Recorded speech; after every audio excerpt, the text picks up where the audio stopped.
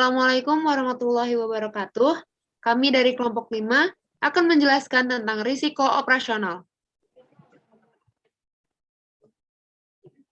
Di kelompok 5 ini beranggotakan yang pertama ada Mutiara Dea Kholisa dengan NIM 197, yang kedua ada Rizky Ramadanti Rahayu dengan NIM 207, yang ketiga ada Fadia Azahra dengan NIM 229, yang terakhir ada saya sendiri, Nur Azizah Faridatunisa dengan NIM 230.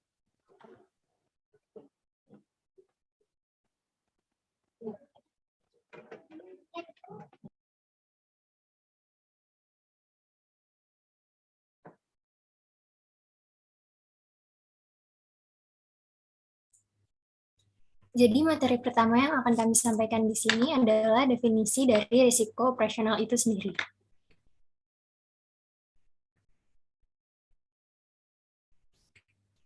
Menurut Robert, risiko operasional merupakan proses mengkoordinasi risiko dari kegiatan-kegiatan pekerjaan, terlepas apakah risiko itu murni atau risiko spekulasi, sehingga pekerjaan dapat terselesaikan secara efisien dan efektif. Menurut Darmawi, risiko dihubungkan dengan adanya akibat buruk atau kerugian yang tidak diinginkan atau tidak terduga.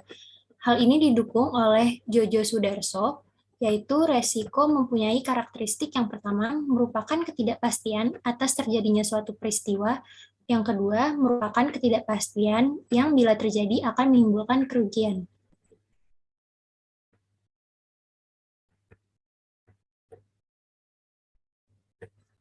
Selanjutnya ada faktor-faktor yang menyebabkan terjadinya kerugian. Faktor yang pertama itu ada faktor kegagalan internal. Sumber kegagalan internal ini berkaitan pada kesalahan rancangan alur kerja yang tidak jelas, kurangnya pengawasan, dan lain sebagainya. Yang kedua, kegagalan pengelolaan SDM. Manajemen yang kurang baik, kualitas mutu pegawai yang rendah, kurang jelasnya tugas dan wewenang karyawan menjadi penyebab dari kegagalan ini. Yang ketiga, kegagalan sistem. Semakin berkembangnya perusahaan, maka kebutuhan akan teknologi perusahaan itu semakin besar. Semakin perusahaan bergantung pada sistem teknologi, maka akan semakin tinggi juga resiko terkait kegagalan sistem yang akan perusahaan hadapi. Yang keempat, ada pengaruh eksternal. Sumbernya ini dari luar kendali perusahaan, seperti perubahan regulasi pemerintah, kebakaran, atau bencana alam lainnya. Yang kedua akan dijelaskan oleh saya sendiri, Fadia Azahra, yaitu pengukuran risiko operasional. Proses pengukuran risiko operasional dilakukan melalui beberapa cara, yaitu melalui pelaksanaan kontrol self-assessment, pencatatan dan analisa risk atau loss event, dan penerapan key operational risk indicator, atau cara lain yang dapat disetarakan dengan proses pengukuran risiko operasional. Salah satu teknik untuk mengukur risiko operasional adalah dengan menggunakan dua klasifikasi, yaitu yang pertama frekuensi atau probabilitas terjadinya risiko, yang kedua tingkat keseriusan kerugian atau impact dari risiko tersebut. Dengan menggunakan dua dimensi tersebut, kita bisa membuat matriks frekuensi atau tingkat untuk risiko-risiko yang ada, termasuk risiko operasional. Berikut ada 4 langkah proses pengukuran risiko operasional. Yang pertama ada identification atau identifikasi, yaitu proses untuk melihat dan identifikasi secara kontinu atas paparan risiko operasional dan penerapan manajemen risiko operasional, serta melakukan pelaporan internal atau eksternal atas paparan risiko yang terjadi. Nah, yang kedua ada measurement atau pengukuran. Proses menilai paparan risiko operasional pada produk, jasa, proses, dan sistem untuk mengetahui profil risiko perusahaan secara kuantitatif serta efektif penerapan manajemen risiko operasional. Yang ketiga, ada monitoring atau pemantauan. Proses untuk mengamati secara berkelanjutan atas paparan risiko operasional dan penerapan manajemen risiko operasional, serta melakukan pelaporan internal atau eksternal atas paparan risiko yang terjadi. Dan yang terakhir ada controlling atau pengendalian, yaitu proses kontrol atau pengendalian untuk memastikan risiko operasional berada pada tingkat yang minimal dan masih dapat diterima oleh perusahaan. Selanjutnya ada karakteristik resiko operasional.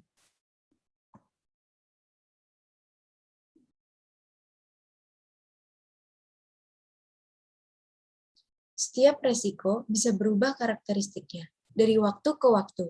Misalkan pada zaman dahulu pencatatan transaksi dilakukan secara manual, yaitu dengan cara karyawan menuliskan harga dan jumlah unit yang diperdagangkan di kertas. Cara tersebut dapat memunculkan resiko kesalahan catatan. Frekuensi kesalahan cukup sering, karena karyawan sering lelah, namun biasanya mengakibatkan kerugian yang relatif kecil. Sekarang ini sudah banyak cara manual seperti itu diganti dengan pencatatan terkomputerisasi. Dengan demikian, frekuensi kesalahan dapat diturunkan, namun akan muncul jenis resiko yang baru. Apabila terjadi kegagalan atau kelemahan pada sistem komputer, maka kerugian yang muncul akan sangat besar.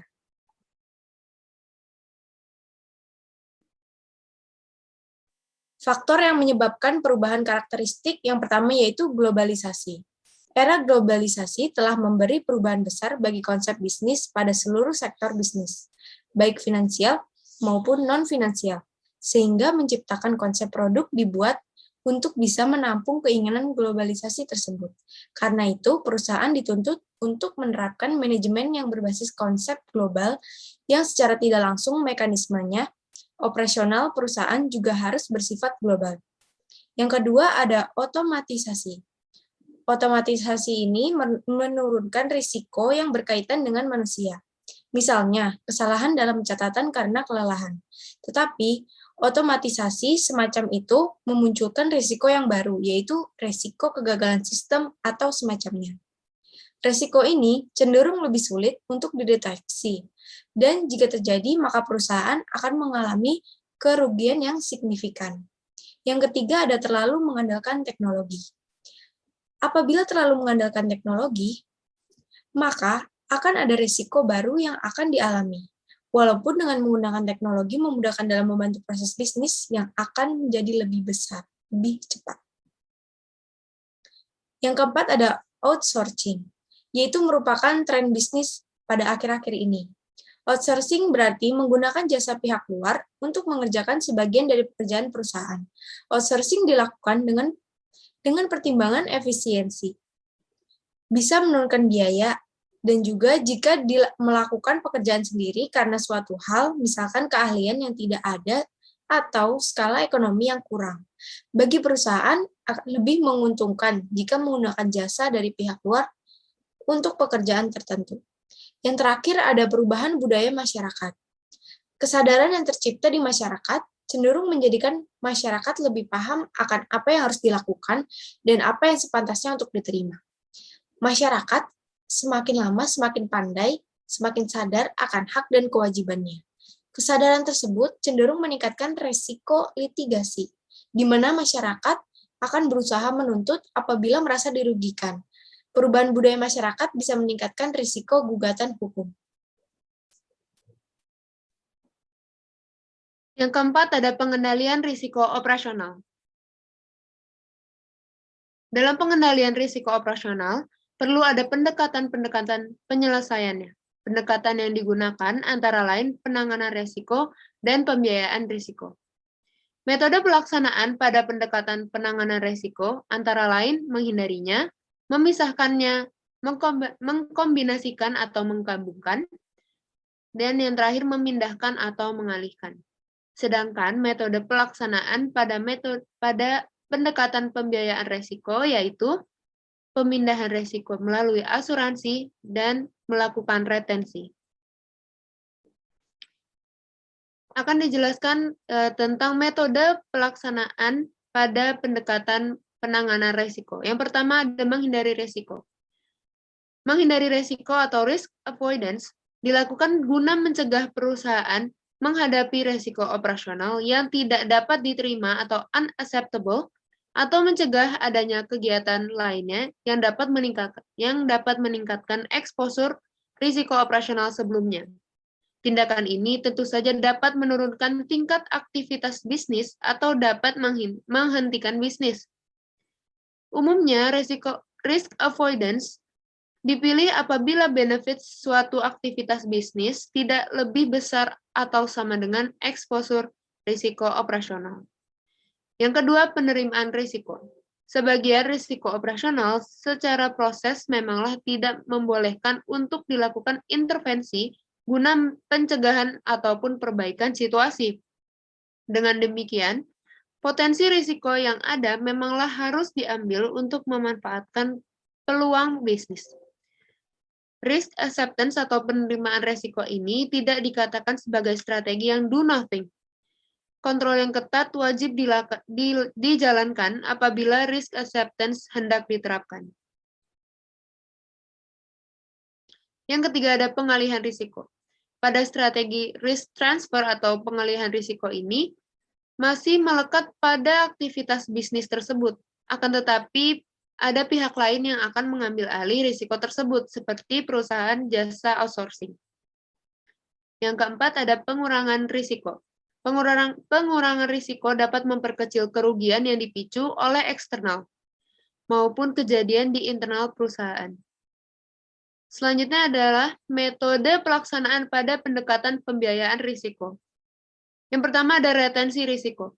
Retensi risiko sebagian atau seluruhnya dengan menyisihkan dana untuk pembiayaan apabila risiko itu terjadi. Dan yang terakhir, pemindahan risiko melalui asuransi. Perusahaan memindahkan efek dari kerugian yang diderita kepada perusahaan asuransi. Hal ini dilakukan karena perusahaan asuransi memiliki kemampuan terspesialisasi.